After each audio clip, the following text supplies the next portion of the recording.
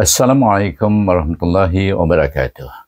Alhamdulillah rabbil alamin wassalatu wassalamu ala syafi'il anbiya wal mursalin sayyidina Muhammadin wa ala alihi wasahbihi ajmain. Selamat jumpa lagi sahabat-sahabat dan teman-teman semua dalam program kita membicarakan atau membincang hukum-hukum tajwid yang terdapat dalam juzuk yang ke-9, iaitu surah yang ke-8, surah Al-Anfal, ayat yang kedua.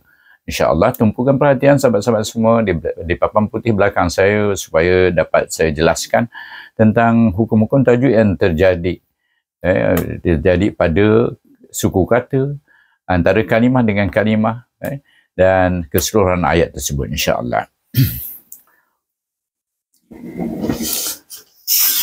Saya duduk di depan papan putih, sahabat-sahabat boleh melihat papan putih tersebut dengan penuh segala ayat-ayat yang ada kalimah-kalimah dan juga ayat tersebut.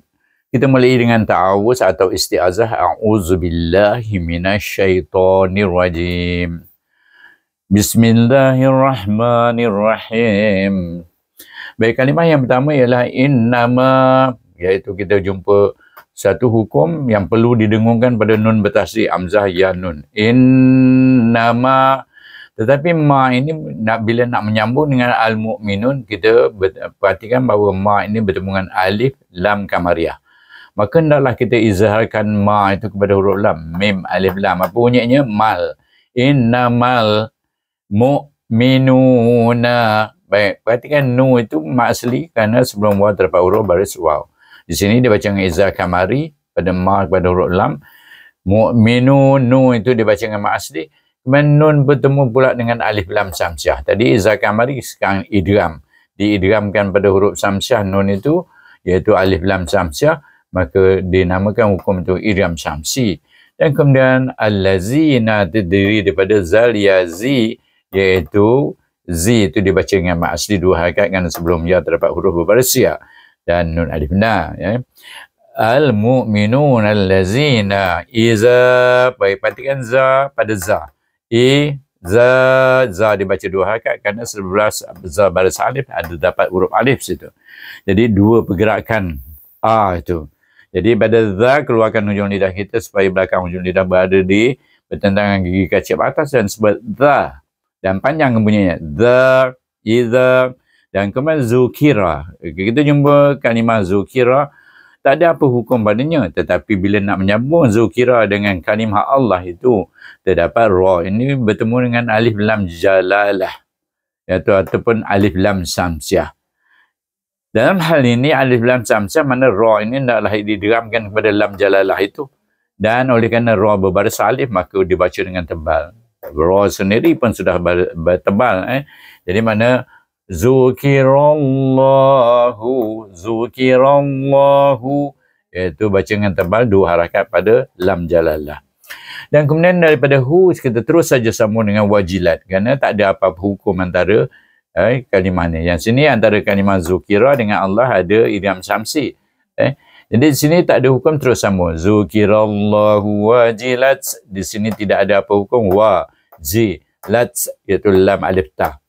Gabungkan dua tu. Dan perhatikan tu, ada izah tak boleh panjang-panjang dia. Wajilat berhenti dengan khamas pada huruf ta. Qulubuhum, qaf, wa ku istilah qaf. Moncong dengan bibir. Moncong lagi dia berlun dengan lam. Lu, qulu, iaitu lu dibaca dengan mak asli.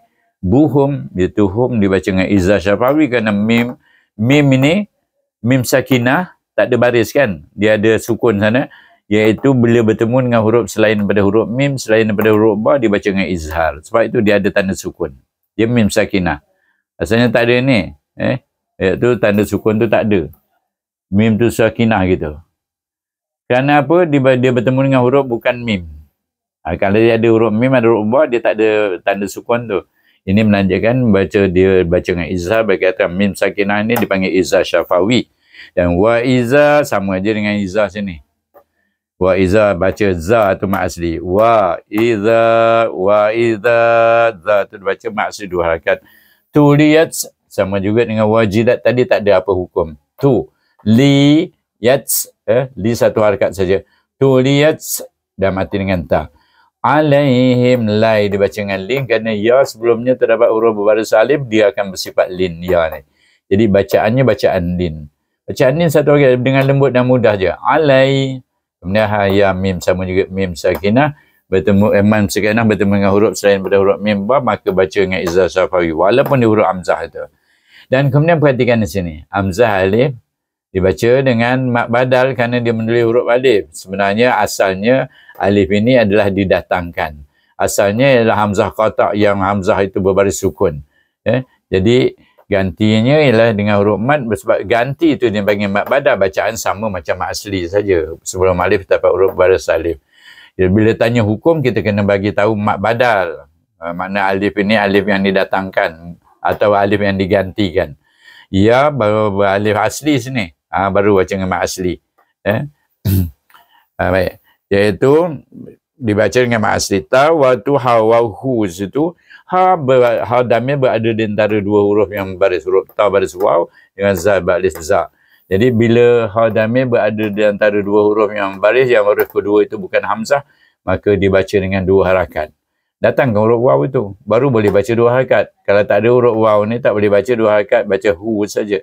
Jadi sekarang buka, baru boleh baca ayatuhu zadadhum.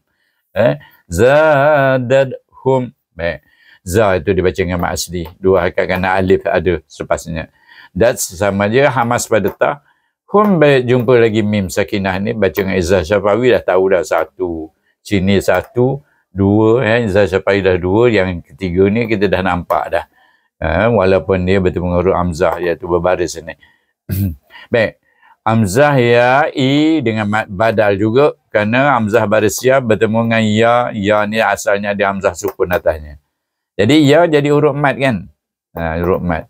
Jadi bila huruf mad, hamzah menulis huruf mad, maka dibaca dengan mad badal dia permulaan kalimah. Macam sama macam ni kes dia. Jadi imanau baik tanwin bertemu dengan waw idgham ma'al gunnah kan dia. Pada ma dibaca dengan mad asli. Kenapa? Kerana dia bertemu dengan alif asli tu. Huruf mad Jadi di sini baca dengan idgham ma'al gunnah, tanwin bertemu dengan huruf idgham nakis, huruf waw ni idgham nakis. Kalau idgham kamil dia ada tanda tasydid. Macam kalau mim, nun ada tanda tasydid. Dengan ma'al gunnah. Tapi kalau ruang alam dia ada tasydid juga tapi tanpa dengung. Bila gunnah. Okey, ingat tu huruf idgham 6 saja. Bukan susah nak ingat. Wa ala lam alif la ada alif situ baca dengan mat asli. Kemudian rabbihim sama juga mim itu dibaca dengan izzah syafawi. Ya tawakkalun bila kita berhenti, iaitu sukunkan huruf nun itu kerana kita wakaf padanya. Apabila huruf mat bertemu dengan huruf yang sukun yang didatangkan, sukun mendatang dipanggil. Apabila huruf mat bertemu dengan huruf sukun mendatang, kerana wakaf hendaklah dibaca dengan mat arid dia sukun 2, 4 atau 6 harakat. Baik, selesai. Semua dah tahu dah semua hukum Baik, kita baca menurut hukum. A'udzubillahi minasyaitonirrajim. Bismillahirrahmanirrahim. Innamal mu'minuna allazina iza zukirallahu wajilat qulubuhum wa iza tuliyat alaihim ayatuhu zadadhum imana. Ayatuhu zadadhum imana wa ala rabbihim yatawakkalun. Sadaqallahul azim. Okey, itulah dia bacaan kita pada hari ini. Kita dah mula surah Al-Anfal. Surah Al-Anfal ayat yang ke-8. Jadi, alhamdulillah kita baru ayat yang kedua. Jadi, siapa-siapa yang membacanya, tandakan dalam Quran tu, hukum-hukum tu. Supaya senang bila kita baca ataupun anak kita tanya ni apa dia, apa hukumnya, ada situ. Iaitu ringkasannya dalam Rumi. Rumi nice. Iaitu kita ni pakar orang Melayu ni banyaknya dah banyak lupa dengan Jawi. Lebih banyak ingat Rumi nice, maka saya berikan di situ supaya mudah membaca Al-Quran. Gitu saja saya sudahi dengan wabillahi taufiq wal hidayah. Wassalamualaikum warahmatullahi wabarakatuh.